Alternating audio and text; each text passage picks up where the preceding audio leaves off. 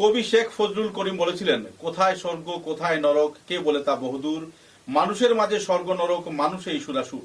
শিলচর স্বর্গদ্বারে এরকম পরিস্থিতি বিরাজ করছে দীর্ঘদিন ধরে। শ্মশান ঘাটে চিতায় বসে যখন সবাই আগুনে পুড়ে স্বরযাত্রা করেন, ঠিক তারপরেই বাকি কর্মকাণ্ড কিংবা মৃতদাহ সৎকারের পূর্বে যারা দাহন করেন তাদের নরকে স্নান করতে হয়। ভুক্তভোগী হয়েছেন আত্মীয় স্বজন এবং পরিবারবর্গ। হ্যাঁ, আমরা কথা বলছি শিলচর শ্মশান ঘাটের পুকুরের।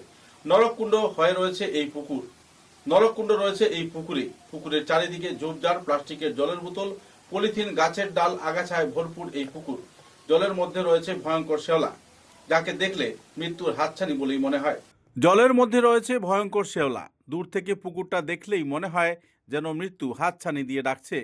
একে তো নিজেদের পরিবার সদস্যদের মৃতদেহ সৎকারের কাজে পরিবার পরিজনেরা আসছেন দূর দূরান্ত থেকে, আর এখানে এসে নিজেদের মৃত্যুর পথও সুগম করে নিচ্ছেন পরিবার সদস্যরা।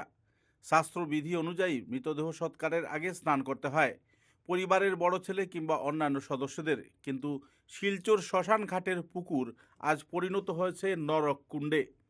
প্রতি মাসে লক্ষ লক্ষ টাকা আয় হলেও বাৎসরিক শ্মশানকালী মায়ের পুজোয় আরও লক্ষ লক্ষ টাকা শ্মশান কমিটির কোষে জমা পড়ে।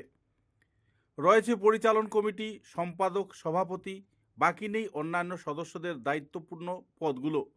কিন্তু সবাই এখন গাছাড়া ভাব নিয়ে নিজেদের দায়িত্ব নামে মাত্র পালন করে যাচ্ছেন।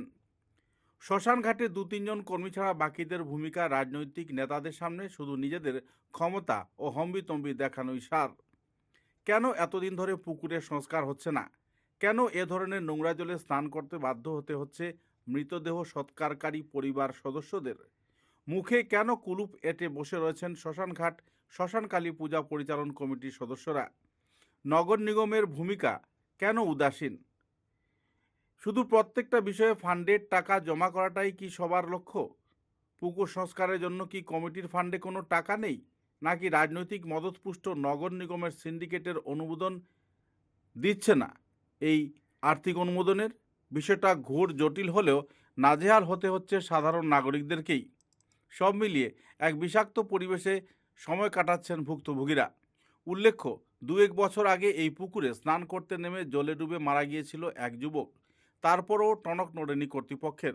সাধারণ জনগণের একটাই প্রশ্ন, আর কতদিন এভাবে শ্মশানঘাট শ্মশানকালী পূজা কমিটির এবং নগর নিগমের স্বেচ্ছাচারিতার বলি হতে হবে সাধারণ নাগরিকদের?